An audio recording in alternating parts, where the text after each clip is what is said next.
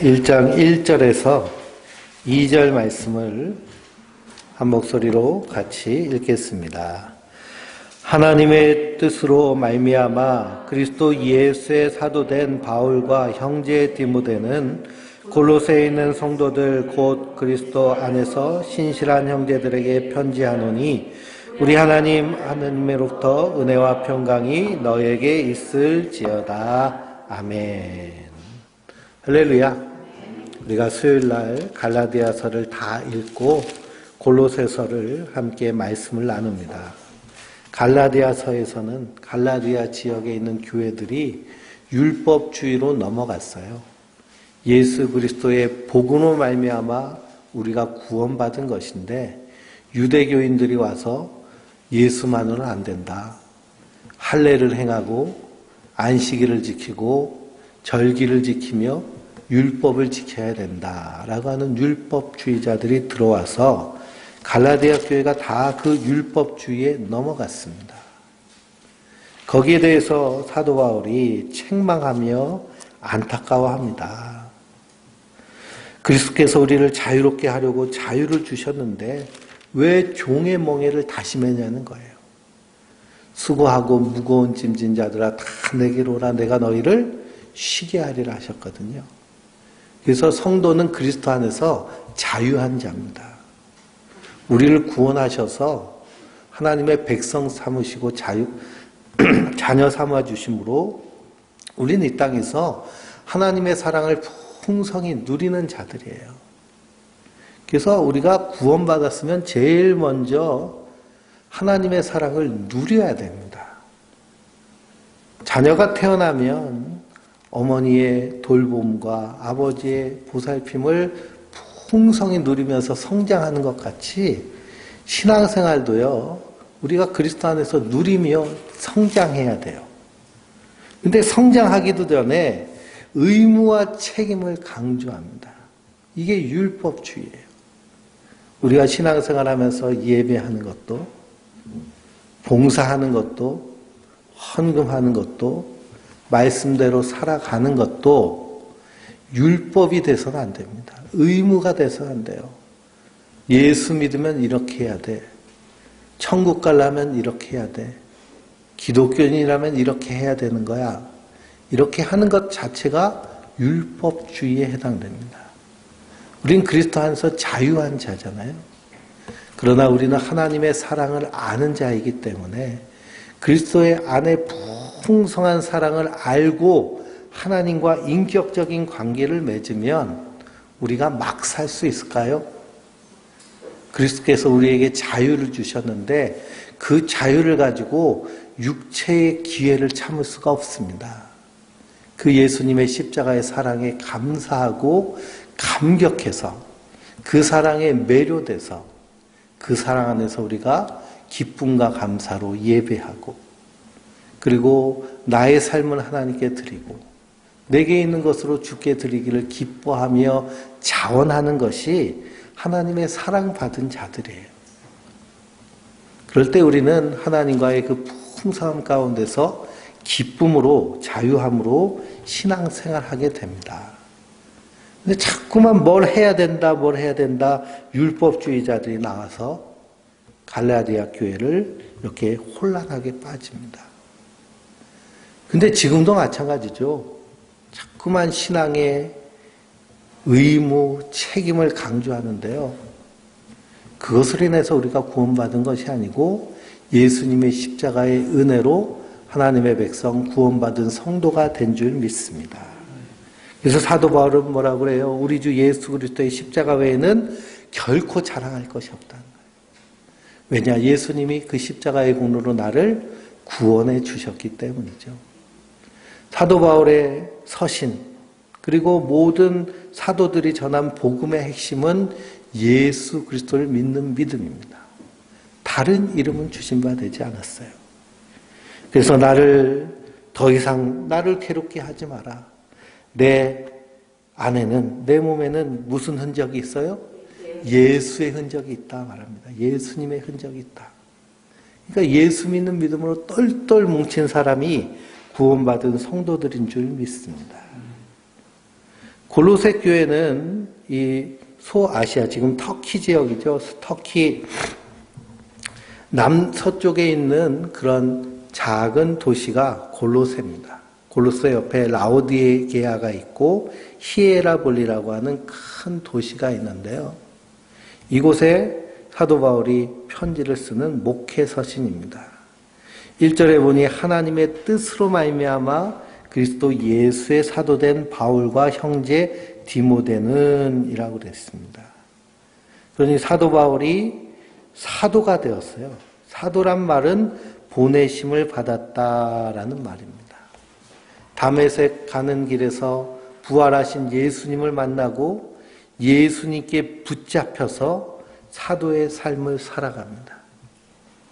그래서 그전에는 핍박하는, 박해하는 십자가의 원수였는데 그 십자가의 원수인 사도 바울을 붙잡아서 예수님이 사도로 사용하시는 거예요. 다메섹 도상에서 부활하신 예수님을 만나고 그가 완전히 뒤집어져서 복음을 전하는 것은 자기의 의지가 아니라 누구의 뜻이라는 거예요?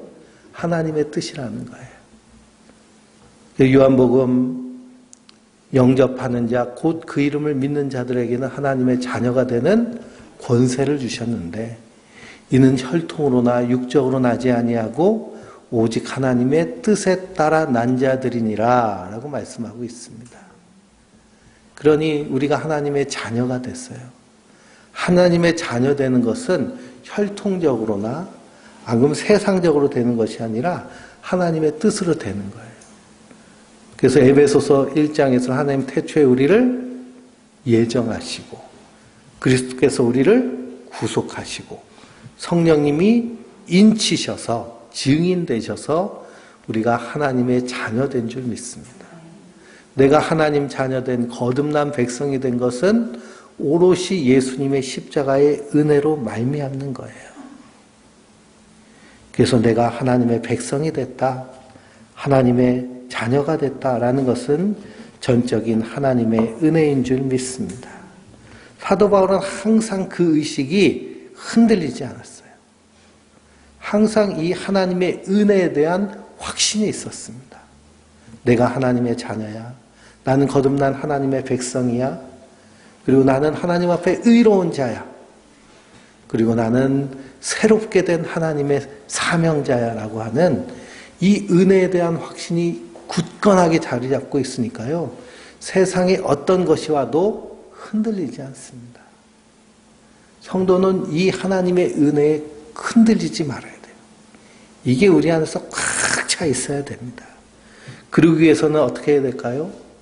우리의 마음과 생각이 하나님의 은혜로 가득 채워야 됩니다.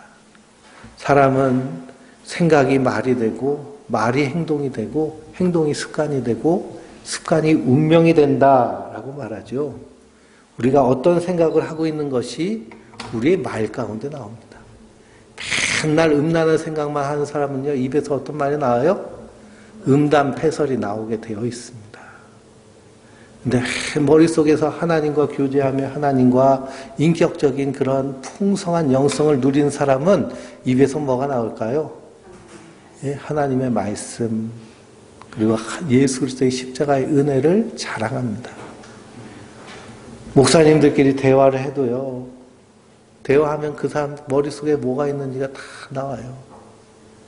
그러니 목회자 입에서도요, 성경 말씀이 계속 나와야 되는데 정치 얘기하고 세상 얘기하고 그러면 대화하는데 참 힘들고 어렵습니다. 사도 바울은 이 의식 가운데 분명히 서 있는데, 사도 바울은 형제 디모데와 함께 골로새 교회에 편지를 쓰고 있습니다. 이 골로새 교회는 사도 바울이 개척한 교회가 아니에요. 그래서 1장 7절을 읽어볼까요? 1장 7절. 이와 같이 우리와 함께 종된 사랑하는 에브라가 너희가 배웠나니 그는 너희를 위한 그리스도의 신실한 일꾼이요 성령 안에서 너희 사랑을 우리에게 알린 자니라 그랬습니다. 그러니 고린도 교회 성도들은 누구에게 배웠어요? 에바브라에게 배웠습니다. 에바브라. 또 2장 1절을 읽어볼까요? 2장 1절입니다. 내가 너희와 라오디게아에 있는 자들과 무릇 내 육신의 얼굴을 보지 못한 자들을 위하여 얼마나 힘쓰는지를 너희가 알기를 원하노니 그랬습니다. 너희와 라오디게아에 있는 사람들, 그 사람들은 사도 바울의 육신의 얼굴을 보지 못했다라는 것은 만나보지 못했다는 거예요. 소식을 들어서 전에 들었다는 겁니다. 근데 사도 바울은 에바브라를 통해서 골로새 교회의 소식을 듣고 간절한 마음으로 기도하며 그들을 위해서 목회 서신을 쓴 것이 골로새서입니다. 근데 빌립보서 2장을 보면 에바브로디도가 나오죠. 그래서 에바브로. 그래서 많은 신학자들이 동일 인물로 보고 있습니다. 빌립보서 2장 25절 한번 읽어볼까요? 그러나 에바브라디도를 너희에게 보내는 것이 필요한 줄로 생각하노니 그는 나의 형제요 함께 수학하고 함께 군사된 자요 너희 사자로 내가 쓸 것을 돕는 자라. 그가 너희 무리를 간절히 사모하고 자기가 병든 것을 너희가 들은 줄을 알고 심히 근심한지라. 그가 병들어 죽게 되었으나 하나님이 그를 긍휼히 여기셨고 그뿐 아니라 또 나를 긍휼히 여기사 내 근심 위에 근심을 면하게 하셨느니라. 그러므로 내가 더욱 급히 그를 보낸 것은 너희로 그를 다시 보고 기뻐하게 하며 내 근심도 덜려 함이니라. 그러므로 너희가 주 안에서 모든 기쁨으로 그 일 영접하고 또 이와 같은 자들을 존귀 여기라. 그가 그리스도의 일을 위하여 죽게 이르러도 자기 목숨을 돌보지 아니한 것은 나를 섬기는 너희의 일에 부족함을 채우려 함이니라 그랬습니다. 사도 바울과 함께 동역한 사람들이 있죠. 그래서 1차 전도 여행 때 자주장사 루디아가 빌립보에서 함께 동역을 하였고 거기서부터 시작된 교회가 빌립보 교회입니다. 그리고 고린도에 가가지고 복음을 전할 때 브리스가와 아굴라 부부를 만나게 돼서 함께 동역을 하게 되죠. 그리고 에베소에서 함께 동역하면서 두란노 서원에서 그리스도인들을 따로 모아서 거기서 복음을 가르칩니다. 그리고 이제 예루살렘에 갔다가 로마로 가려고 하다가 예루살렘에서 붙잡히게 되죠. 그리고 다시 로마로 포로로 이송하게 되는데요. 그러면서 함께 사역한 사람이 디모데와 에바브로디도입니다. 에바브로디도는 빌립보에 사도 바울의 서신을 전달한 사람이고 그리고 빌립보 교회의 소식을 상세하게 전하고 복음을 위해서 자기 목숨을 좀 더 귀한 것으로 여기지 아니하고 병들었음에도 불구하고 복음을 위해서 산 사람이 에바브로디도였습니다. 그러니 골로새도 이 에바브로디도가 가서 복음을 전하고 세워진 교회가 골로새 교회다라고 이렇게 생각을 합니다. 그래서 골로새 교회의 소식을 사도 바울이 에바브라를 통해서 전해 듣고 편지를 쓰는데요. 편지를 쓸 때 이 초대교회는 항상 신앙적인 도전들이 있었습니다. 그래서 갈라디아 교회 같은 경우에는 율법주의자의 도전이 있었고요. 고린도 교회 같은 경우에는 세속적인 문제들, 세속주의가 들어와서 서로 편가르고 당짓고 우상 숭배하고 우상 잼을 먹는 결혼의 문제, 이혼의 문제 이런 세상적인 문제들이 가득한 교회가 고린도 교회였고요. 거기에 대해서 편지를 쓴 책이 바로 서신서들입니다. 이 골로새 교회는 어떤 문제가 있었느냐 하면 그리스도의 신성을 부정하는 사람들이 들어와서 그래서 거짓 교사들이 들어왔습니다. 그러니까 예수님이 하나님이신데요. 그 하나님됨을 부정하는 거예요. 그냥 선지자다라고 가르칩니다. 유대인들이 그렇게 생각을 하죠. 유대인들이 예수님을 선지자라고 생각해요. 그리고 이슬람 교도들도 예수님을 부인하지는 않습니다. 그런데 그냥 그 사람은 한 선지자 중에 한 사람이고 더 위대한 선지자는 마호메트다라고 이렇게 가르칩니다. 예수님의 신성됨을 부인하는 거예요. 거기에 대해서 경계하면서 믿음으로 바로 설 것을 이 골로새 교회 성도들을 향해서 편지 쓴 내용이 바로 골로새서입니다. 사도행전 4장 12절 말씀을 보면 다른 이로서는 구원을 얻을 수 없나니 천하 인간에게 구원을 얻을 만한 다른 이름을 우리에게 주신 일이 없느니라 라고 말합니다. 오직 예수죠. 이단의 특징은 무엇이냐 하면 예수님의 완전성을 부인하는 거예요. 그 예수로는 안 된다. 통일교에서도요, 예수는 실패해서 그래서 내가 왔다는 거예요. 그 내가 온 사람이 누구예요? 참 아버지 되신 문선명이 왔다는 거예요. 그래서 이 문선명의 피를 이어야 참 가족이 된다고 그러고요.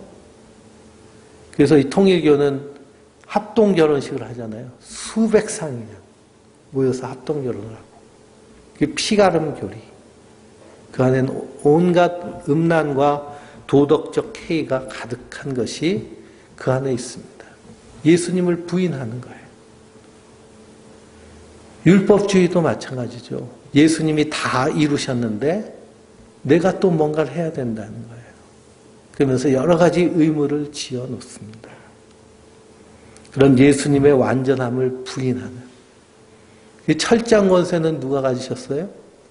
예수님이 가지셨는데 신천지에서는 우리 우리 교주님이 철장 권세를 가지고 말씀을 해석했으니 그 해석한 말씀만이 진리라고 하거든요. 예수님이 진리신데 그런 식으로 예수님의 그리스도의 완전함을 부인하는 것들, 그것이 초대교회에서부터 시작됐습니다. 그러니까 한국에 엄청나게 많은 이단들이 있거든요.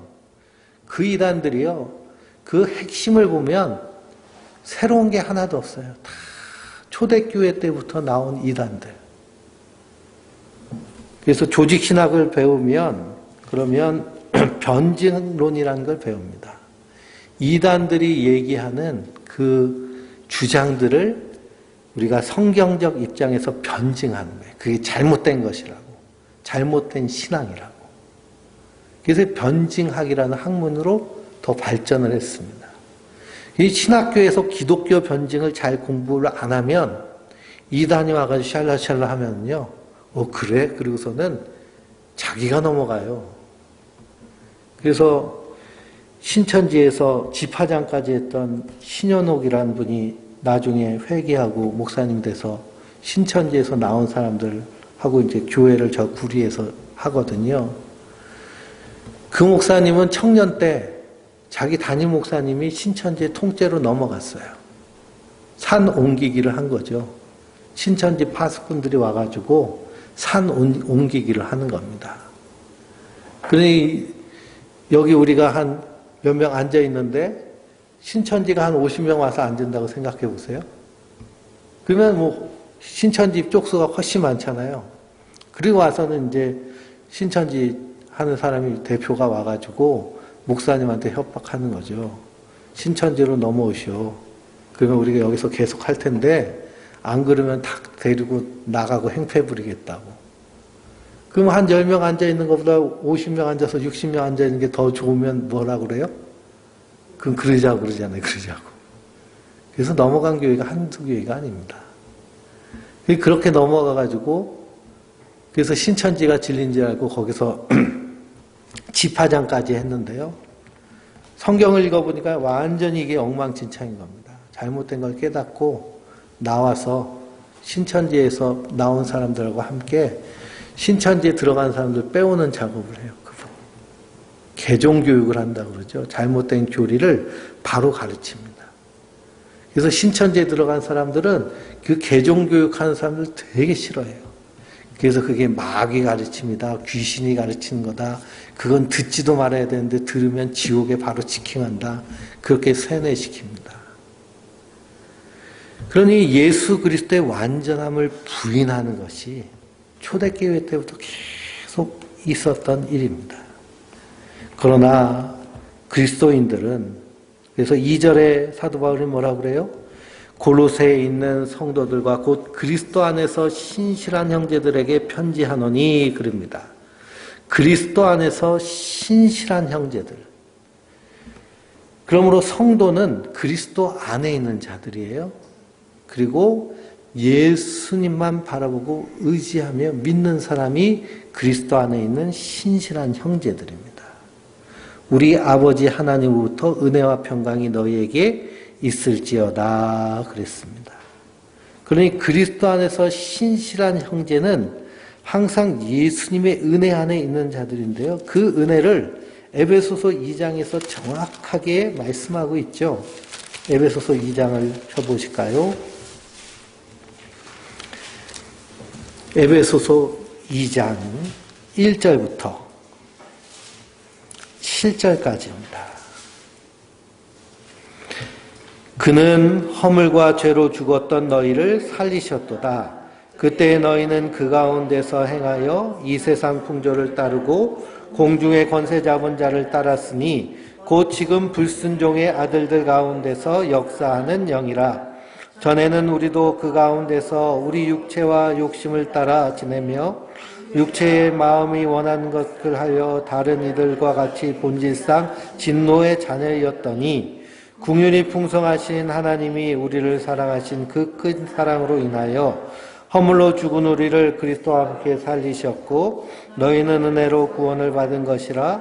또 함께 일으키사 그리스도 예수 안에서 함께 하늘에 앉히시니 이는 그리스도 예수 안에서 우리에게 자비하심으로써 그 큰 은혜의 성품을 오는 여러 세대에 나타내려 하심이라. 아멘. 이것이 은혜의 핵심입니다.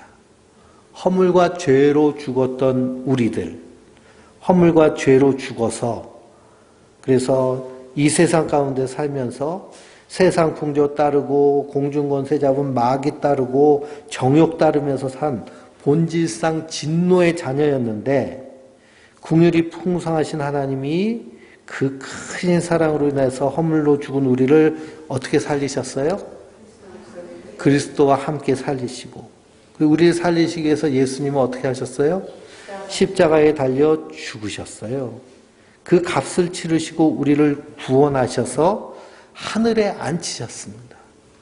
우리가 아직 이 땅에 앉아 있지만 하나님의 눈으로 볼 때는 알파와 오메가 되신 하나님의 눈에는 우린 이미 어디에 앉아 있어요? 하나님 나라에 앉아 있는 줄 믿습니다. 이게 은혜예요.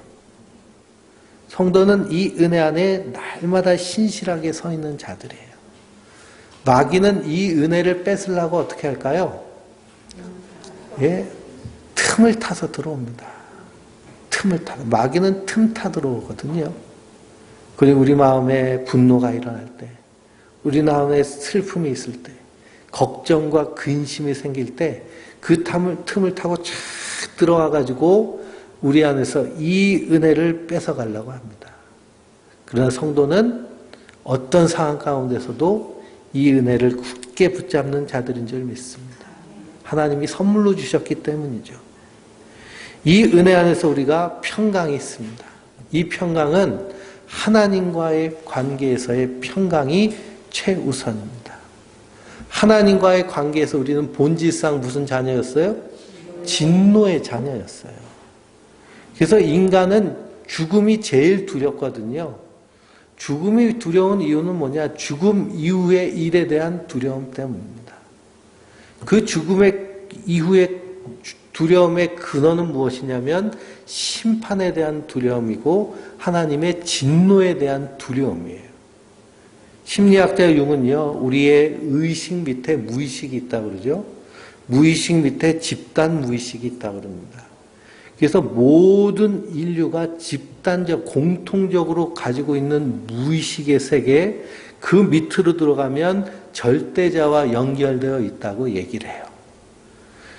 그래서 모든 인간의 무의식 안에는 죽음에 대한 공포, 그리고 천국과 지옥에 대한 그러한 마음이 다 담겨져 있습니다.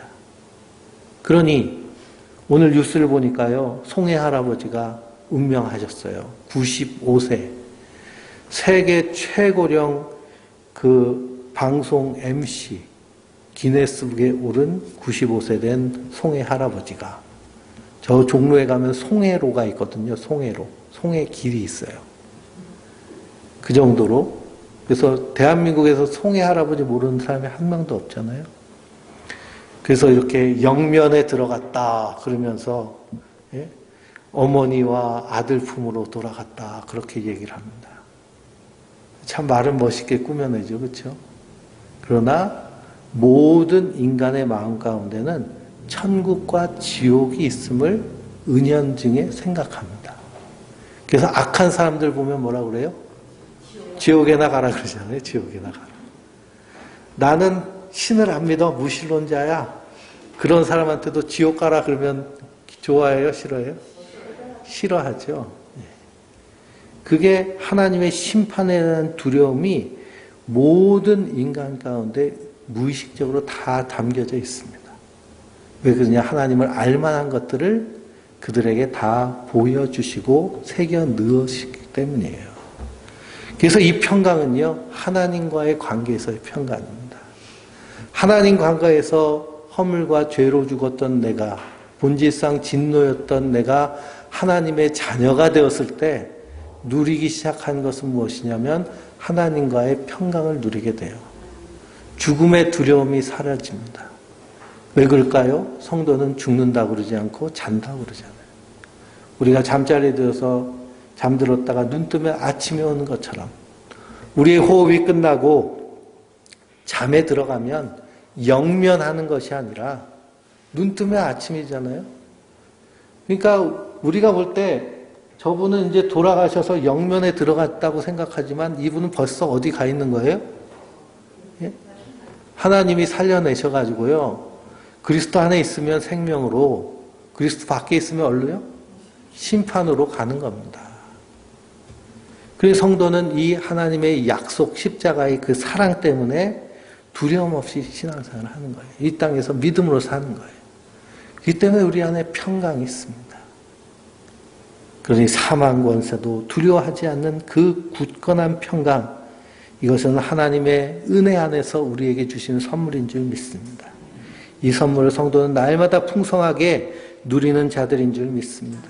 그래서 사도 바울은 늘 서신서를 쓰면서 은혜와 평강이 너희에게 있을지어다.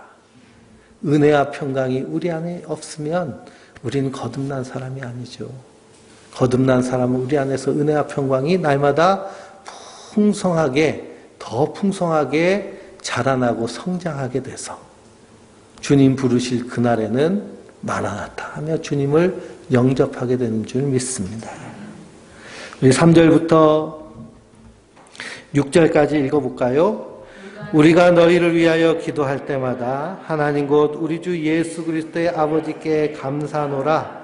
이는 그리스도 예수 안에서 너희 믿음과 모든 성도에 대한 사랑을 들었으며 너희를 위하여 하늘에 쌓아둔 소망으로 말미암음이니 곧 너희가 전에 복음 진리의 말씀을 들은 것이라. 이 복음이 이미 너희에게 이르렀음에 너희가 듣고 참으로 하나님의 은혜를 깨닫는 날부터 너희 중에서와 또한 온 천하에서도 열매를 맺어 자라도다. 아멘. 사도 바울이 디모데와 함께 골로새 교회를 위해서 기도할 때, 에바브로 디도에게 소식을 전해서 이 골로새 교회를 위해 기도할 때 예수 그리스도의 아버지께 감사합니다. 그래서 여기서 하나님을 표현할 때 뭐라고 얘기해요? 하나님 곧 우리 주 예수 그리스도의 아버지라고 얘기합니다. 성도는요, 하나님을 예수님을 통해 보는 자들이에요. 각 종교마다 다 하나님이라고 얘기합니다. 가시라고 얘기해요. 그러나 우리는 누구를 통해서? 예수님을 통해서. 예수님을 통해서. 예수님을 통해서 하나님을 본다라는 것은 십자가를 통해서 하나님을 바라본다는 거예요. 사람마다 다 신의 개념이 있습니다. 근데 신의 개념이 다 달라요. 가지각색이에요. 어떤 사람은 나에게 복을 주는 신, 어떤 사람은 나를 잘되게 하는 신, 어떤 사람은 병 고쳐주는 신. 그러니 예수님을 따라다니는 사람들, 예수님이 병 고쳐주시니까 어떤 사람으로 생각했어요? 예? 병 고치는 하나님으로 생각하고, 먹을 것 주니까 먹을 것 주는 하나님으로 생각했죠. 근데 십자가 지시니까 어떻게 했어요? 다 도망갔잖아요. 다 도망갔어요. 성령이 임하니 제자들이 그 예수님의 십자가가 나의 허물과 죄로 인함임을 깨닫게 되는 거예요. 그리고 예수님을 나의 주, 나의 하나님으로 섬깁니다. 그러므로 성도는 십자가를 통해서 하나님을 보는 거예요. 십자가에서 통해서 하나님을 볼 때 우리가 하나님을 향해 기도하는 기도의 내용들이 기복적으로 갈 수가 없습니다. 물론 신앙이 어릴 때는 기복적인 그런 기도를 합니다. 그러나 신앙이 성장하면 성장할수록 이런 세상에서 잘 되고 복 받는 것은 그냥 하나님께 다 맡기는 거예요. 우리는 하나님의 명예와 통치와 사역을 위해서, 내가 이 땅에서 하나님의 백성답게 사는 것을 위해서, 그리고 우리가 성도와 서로 교제하는 관계를 위해서, 그리고 영적 전쟁을 위한 예수님이 가르쳐 주신 그 기도의 정신을 따라서 기도하게 되는 줄 믿습니다.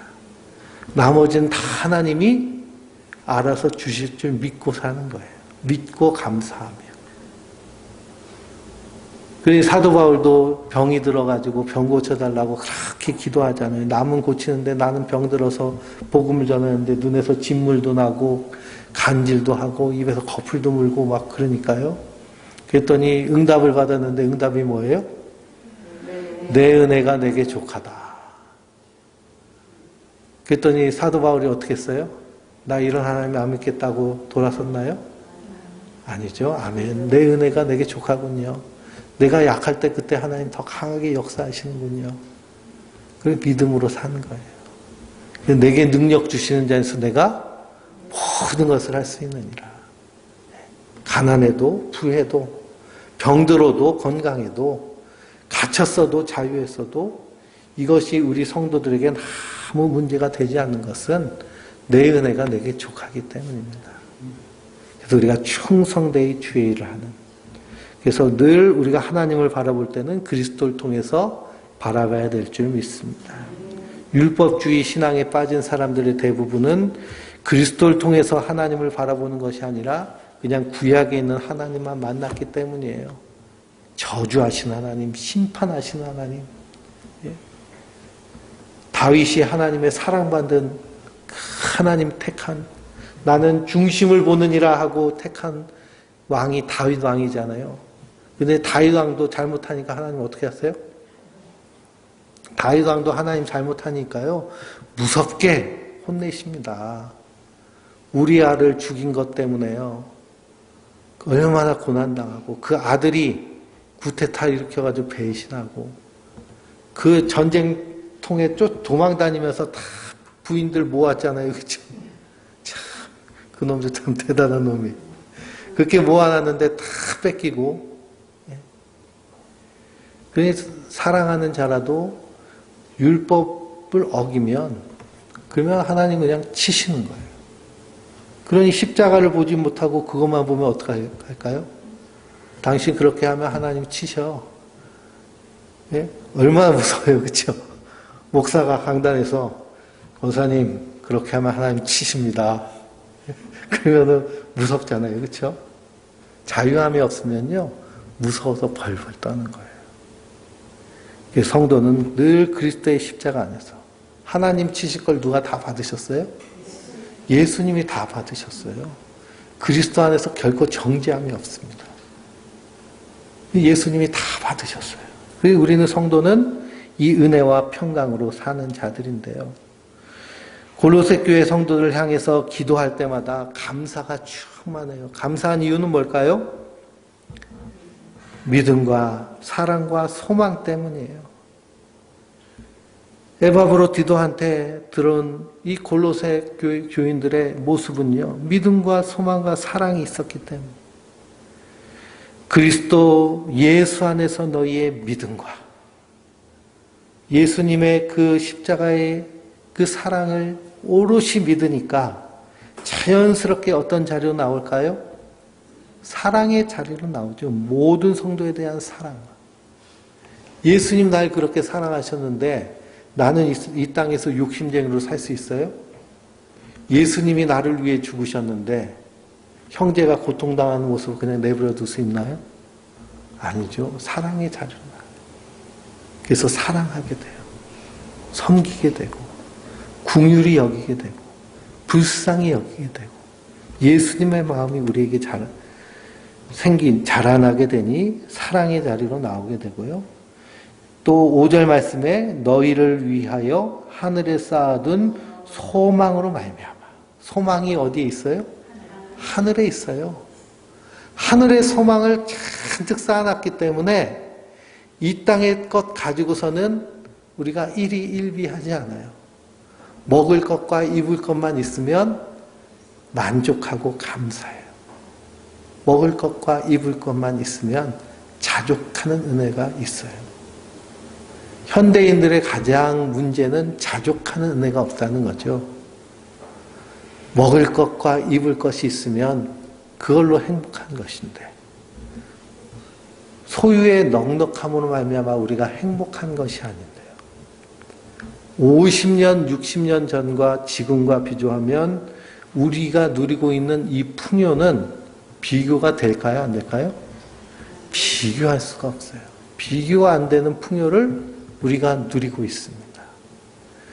지금 우크라이나랑 러시아랑 전쟁하면서 코로나,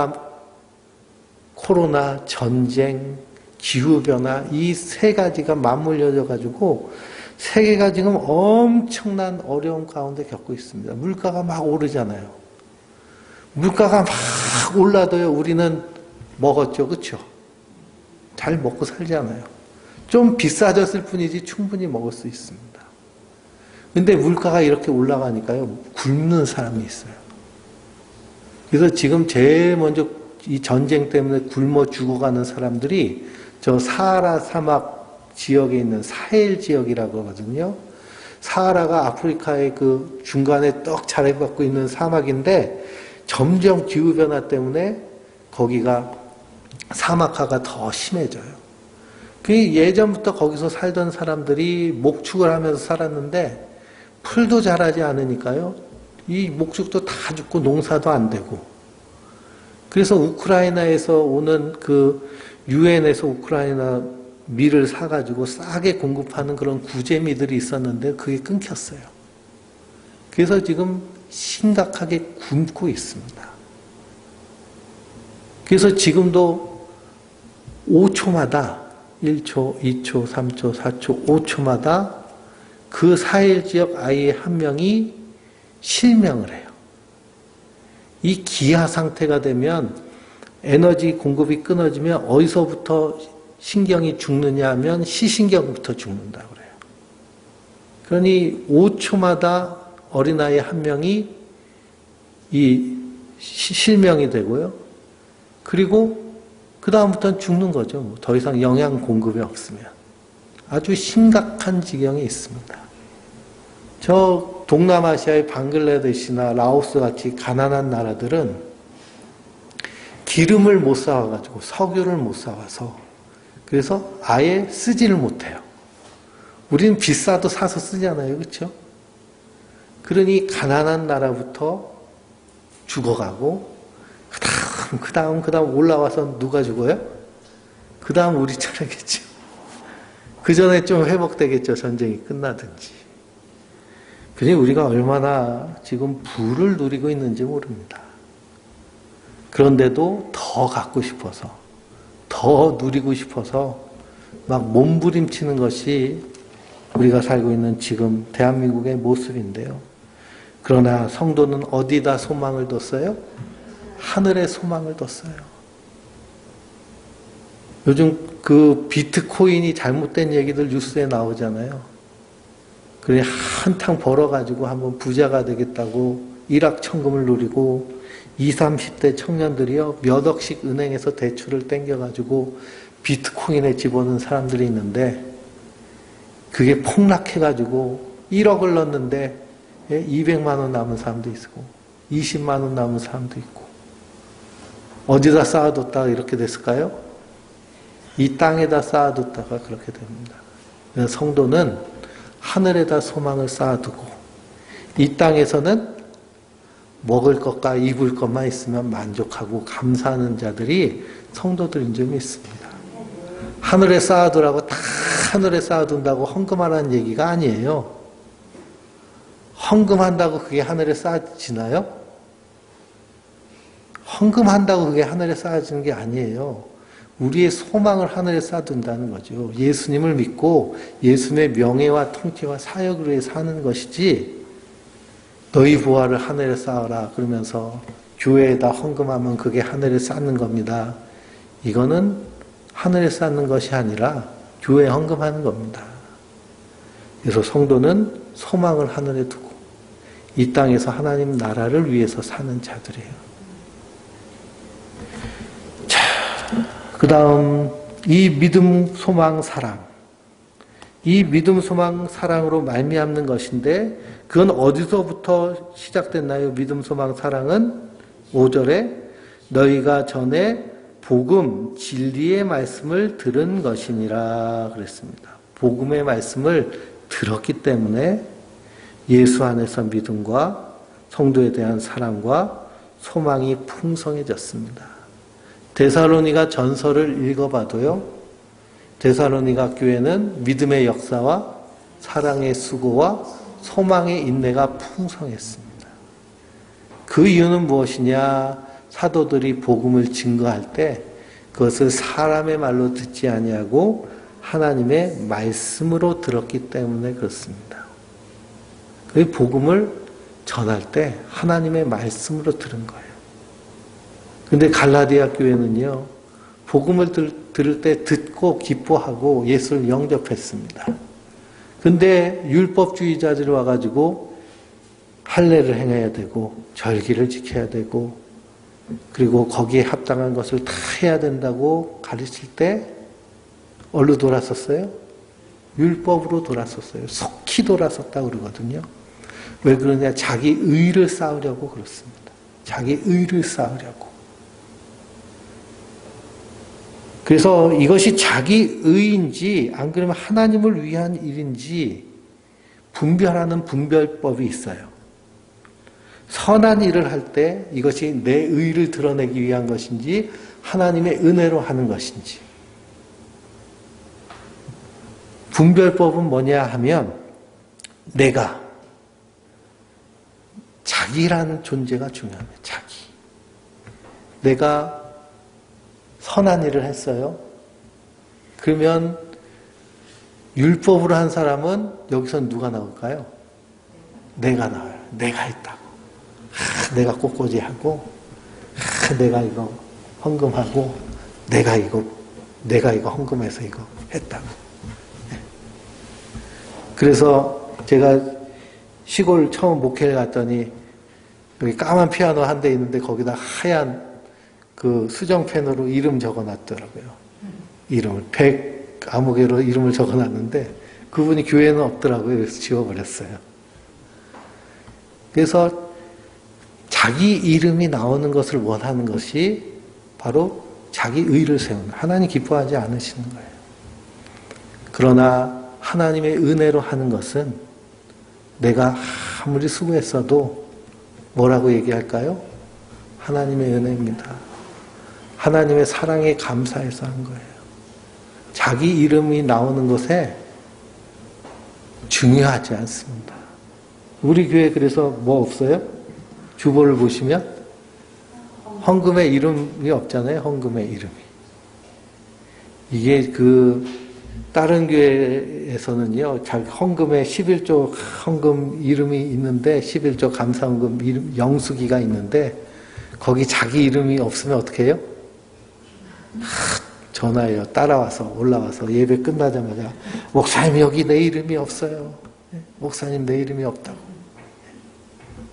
시골에서 목회할 때도 이름을 한번 빼먹고 타이프했다가, 할머니 권사님 삐져가지고요. 얼마나 미안하다고 몇 번을 얘기했는지 그 다음부터는 제가 그냥 시골에서 몇 번을 화기 안 하고 하면서 이게 뭐 하는 짓인가. 또 어떤 데는 또 헌금의 밑에다가 얼마 냈는지도 써요. 얼마 냈는지도 쓰고.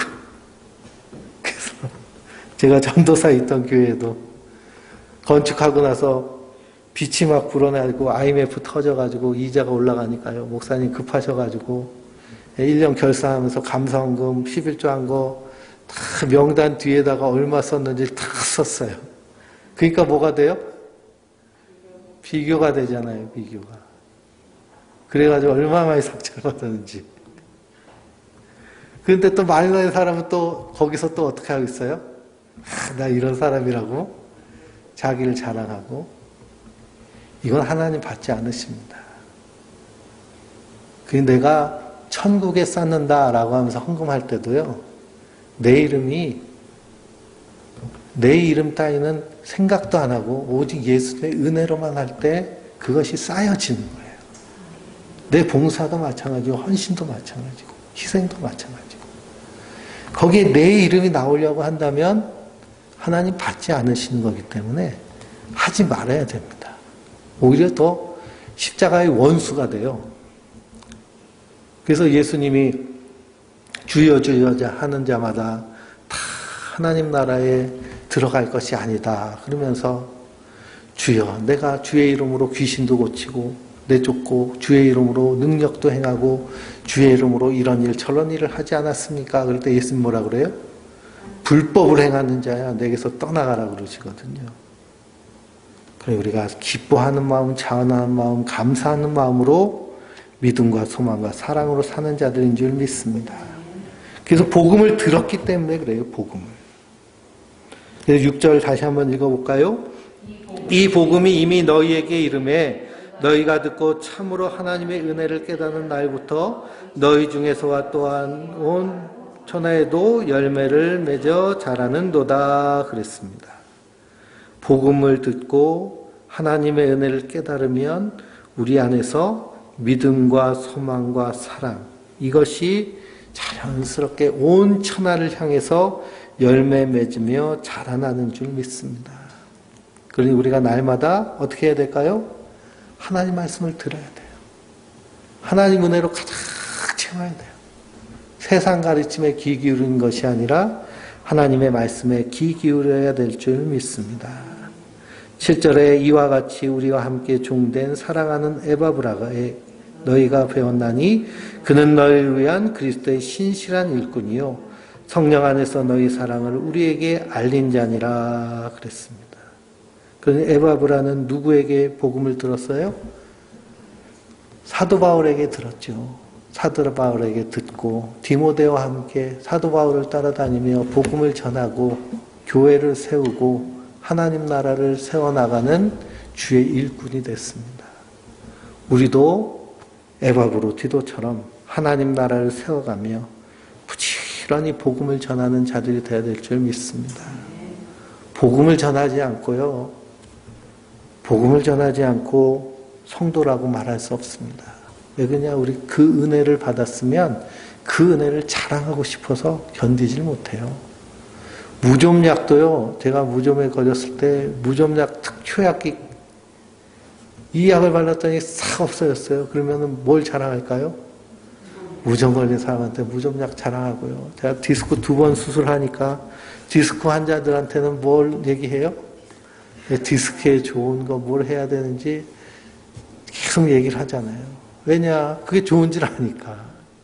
마찬가지로 복음 안에 있는 자들은 이 하나님의 은혜를 알기 때문에 은혜를 자랑할 수밖에 없습니다. 그래서 우리 안에서 믿음과 사랑과 소망의 이 열매가 풍성하게 자랄 수 있도록 날마다 복음을 듣고 그 은혜 안에서 복음을 증거하는 하나님의 사람들 되시길 주님의 이름으로 축원드립니다. 우리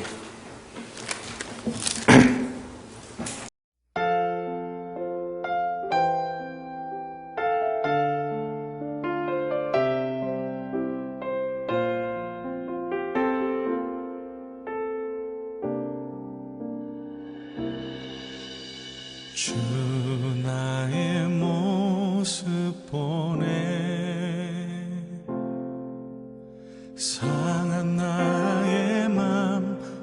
보시네. 주 나의 눈물 안에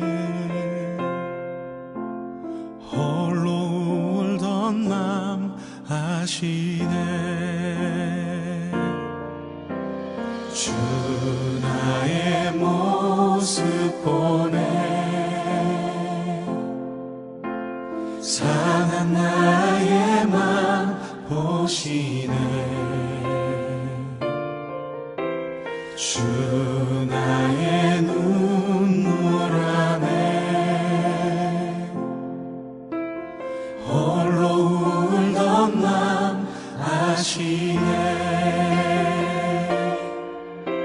세상 소망 다 사라져가도 주의 사랑은 끝이 없으니 살아가는 이 모든 순간이 주 은혜임을 나는 믿네.